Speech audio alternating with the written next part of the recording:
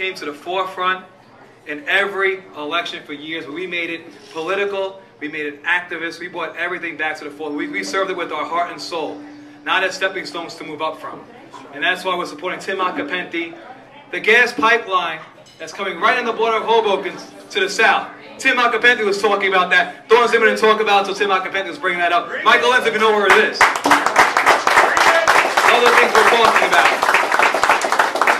They talk about a $20 million surplus, soon to be $30 million in January. It's not a surplus, ladies and gentlemen, it's an overtaxation. They overtaxed the city of Hoboken. You have a $123 million budget one year, your budget's $100 million the next year. Where's that $23 million go? Give it back to the people of Hoboken. That's what Tim Acapenti is going to do in the city council.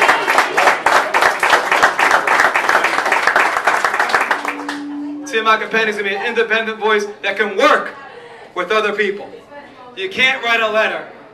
You can't write a letter say that Tim is too new for Hoboken, well, you're too new for Hoboken yourself, basically, 2 years ago. You can't be a hypocrite. One thing we're not in Hoboken, we're not hypocrites. You know, we wake up every morning, we work hard. We don't care where you're from. You're from Kansas, you're from Oklahoma, you come to Hoboken, you're Hobokenite. And you're Hobokenite for life.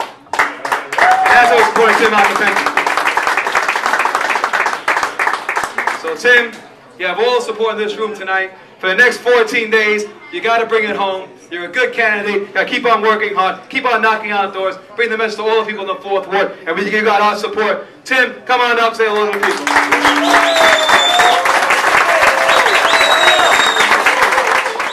Ron Rice puts the interests of his ward first.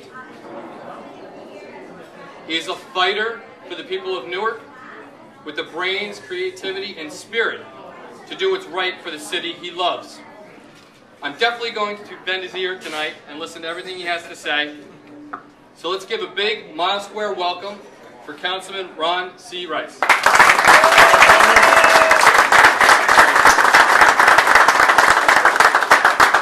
Hoboken! Yeah. Line up! Are we ready to go for Tim? That's what I like to hear. Did I do that wrong again? I'm not going to touch the ball. I'm definitely not going to do this. I'm not going to do that. I bring you greetings from the great state of New Jersey and the great city of Newark, New Jersey. Home of the New Jersey Devils, New Jersey Nets, New York Liberty. Who else? Who else? New York Giants. Giants. We got some living. We got people living there too. Home of the best Portuguese cuisine in the world. Home to Whitney Houston and Queen Latifah and numbers and numbers of other great people, and also the newest recipient of the greatest educational grant ever given to an urban school district, as outlined on Oprah Winfrey by Mark Zuckerberg from Facebook. I bring you greetings from Newark. So I'm not going to be before you long. I mean, this is Tim's moment, and I'm so glad to be here on your behalf. He mentioned a little bit about what we share in common. We both wear our hair low, so we can hide the fact that we might be losing a little bit, even though we're supposed to be young candidates. I went on his Facebook page. We wear the same kind of shorts, the khakis with a lot of pockets on there. But he does something that I think is very important, and I think is the difference in this race between the two candidates.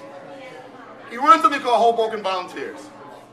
And indeed, volunteerism is what really makes our jobs as elected officials a lot easier. People think that if I elect somebody in office, that's all I have to do. I roll up my sleeves, I put my feet on the table, and I watch television, and an elected official fix my problems.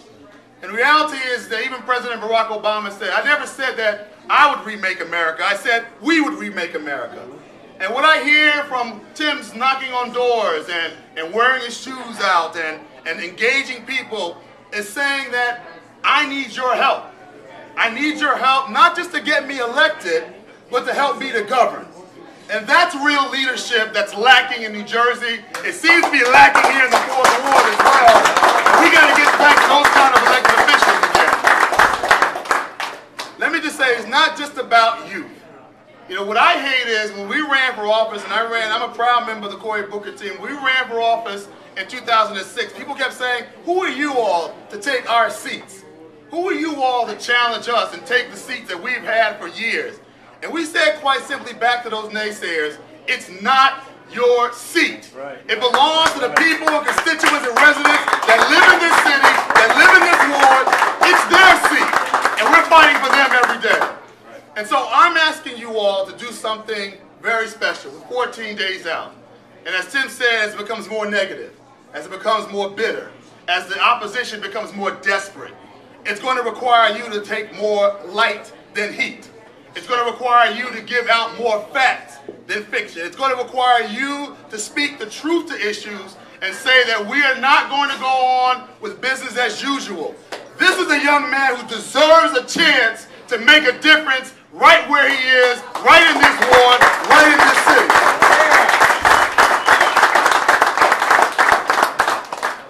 You admire his courage. Booker T. Washington, who many of you may know, founded the Tuskegee Institute. He was a man born in slavery. He wrote a great novel called Up From Slavery. It was an autobiography of a man who educated himself and went and founded one of the greatest institutions of higher learning in the community.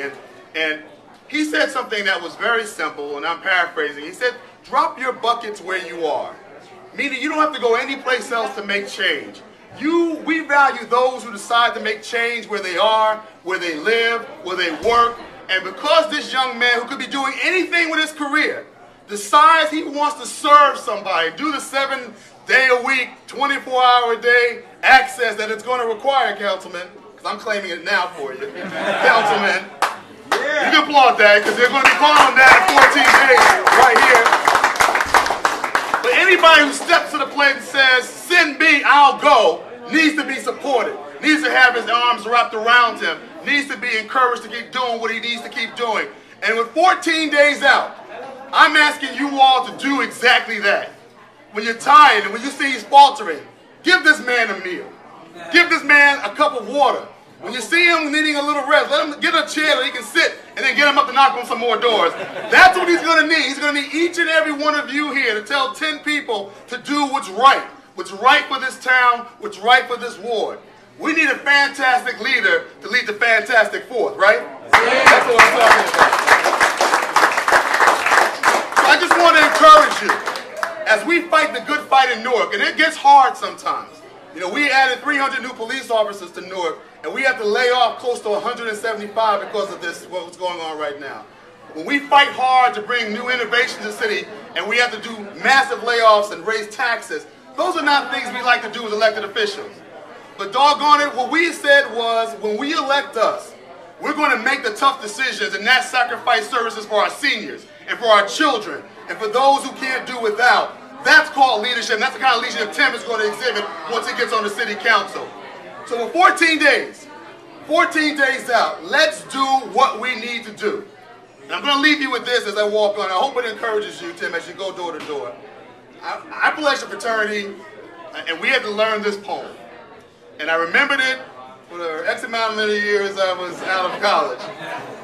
But it's something that was depicted in a movie that Morgan Freeman was in recently called Invictus.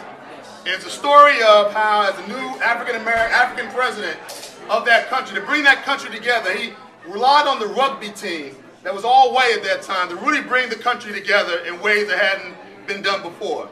And the name of the movie is Invictus, and I think it parallels what needs to be said for great people who step up to the plate like Tim is doing. And it says very simply, out of the night that covers me, black as the pit from pole to pole, I thank whatever gods may be for my unconquerable soul. In the fell clutch of circumstance, I have not winced nor cried aloud. And under the bludgeonings of chance, my head is bloody, but unbowed. And beyond this place of wrath and tears looms nothing but the horror of the shade. And yet the menace of the years finds and shall find me unafraid. It matters not how straight the gate, how charged with punishments to scroll. Tim is the master of the fate, and he is the captain of his soul. Let's get the